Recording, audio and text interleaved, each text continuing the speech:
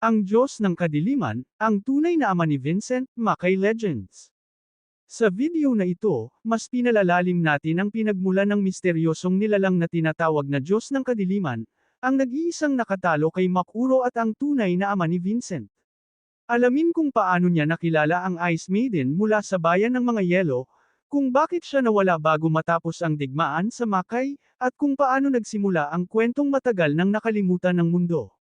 Sinasabi ng marami na ang kapatid ko ay isinilang sa lahi ng apoy, ayon kay Rumi, taglay niya ang isang napakalakas na espiritual na presensya, isang kapangyarihang hindi basta-basta kayang pigilan, kaya't kinakailangan pa itong balutin ng tela upang maikubli.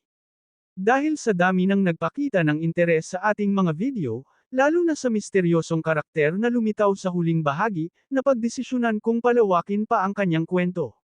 Hindi ako sigurado kung nahulaan ng lahat kung sino siya, pero para sa mga hindi nakaunawa, nag-iwan ako ng mga palatandaan, siya ang ama ni Vincent. Mahigit 1,000 taon na ang nakalilipas, may isang lalaking nakita, isang nilalang na halos kaparehong-kapareho ni Vincent. Ang kaibahan lamang, mas mahaba ang buhok, mas matangkad ang pangangatawan, at kulay abo ang balat. Siya rin ang nag-iisang nilalang na nakatalo sa kanya sa isang laban. Sa video na ito, mas palalalim natin ang kanyang pinagmulan, kung paano niya nakilala ang ina nina Vincent at Micaela, isang babaeng nagmula sa bayan ng mga yelo. Kahit sanggol pa lamang siya noon, sinasabing kayanan niyang marinig at maunawaan ang mundo sa kanyang paligid. At higit sa lahat, aalamin natin kung bakit siya biglang nawala bago tuluyang magwakas ang kathang-isip na digmaan sa mundo ng Mackay. Ang Diyos ng Kadiliman. Noong unang panahon, bago pa man kilalanin bilang mga hari sina Ryzen, Makuro, at Longgi, may isang makapangyarihang nilalang na itinuring bilang alamat sa Mackay. Isa siyang nilalang na sinasabing naging karibal ng mga sinaunang Mazoko, ang mismong mga ninuno nina Ryzen at Eugen. Iilan lamang ang sinasabing nakasaksi sa kanyang pag-iral, kaya't marami ang naniniwalang isa lamang siyang alamat o kathang-isip.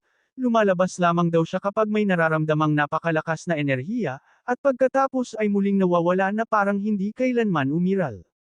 500 taon bago pa itatag ni Makuro ang kanyang kaharian, nakaharap niya ang alamat na ito. Sa gitna ng matinding labanan, matapos niyang pakawalan ang napakalakas na enerhiya laban sa daan-daang kalaban, bigla na lamang itong lumitaw. Dahil sa umaapaw na galit, sinubukan ni Makuro na talunin ang nilalang, ngunit sa unang pagkakataon sa kanyang buhay, siya ay natalo. Sa halip na tapusin siya, hiniling ni Makuro na burahin na lamang siya sa mundo. Ngunit hindi iyon ang nangyari. Sa halip, ngumiti lamang ang nilalang, bago ito unti-unting maglaho, tila alikabok na tinangay ng hangin. Doon lamang naalala ni Makuro ang alamat tungkol sa tinatawag na Diyos ng Kadiliman. Mula noon, nangako siya sa sarili na patuloy na magpapalakas, umaasang balang araw ay muli niyang makakaharap at matatalo ang nilalang na iyon. Ngunit gaya ng sinasabi ng alamat, wala ni isang bakas ng kanyang kinaroroonan. Ang muling paggising. Pagkaraan ng ilang daang taon, muling nagising ang nilalang na may kulay abong balat mula sa mahabang pagkakatulog. Sa pagkakataong ito, siya'y nagmulat sa loob ng isang madilim at nagyayelong kuweba. Sa harap niya, may isang babae, isang Ice Maiden mula sa bayan ng mga yelo. Sa mga mata nito, mababanaag ang takot at pagkamangha. Hindi niya alam kung bakit siya nagising sa sandaling iyon. Ngunit kakaiba ang kanyang nararamdaman, wala ang uhaw sa labanan, wala ang galit. Marahil ay dahil wala siyang nararamdamang malakas na kapangyarihan sa paligid, o marahil, ang babae ang dahilan ng kanyang paggising.